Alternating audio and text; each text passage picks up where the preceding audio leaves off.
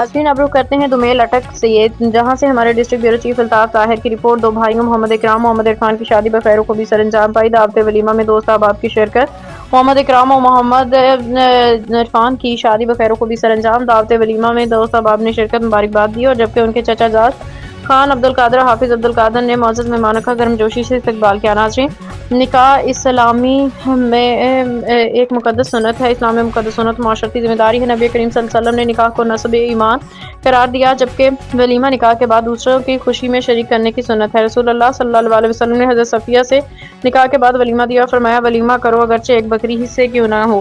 ناظرین، نکاح پاکیزگی، محبت اور عبادت ہے، اور ولیمہ اس خوشی میں دوسروں کو شریک کرنے کا ذریعہ۔ یہ دونوں عمل نہ صرف عبادت ہیں بلکہ سادہ اور باعزت زندگی کے آغاز کا بہترین طریقہ بھی۔ سینئر صحافی کالم نگار district bureau chief Altaf Tahir نے محمد اکرام محمد عرفان کو شادی کے بندھن میں بندھنے پہ دلی مبارکباد پیش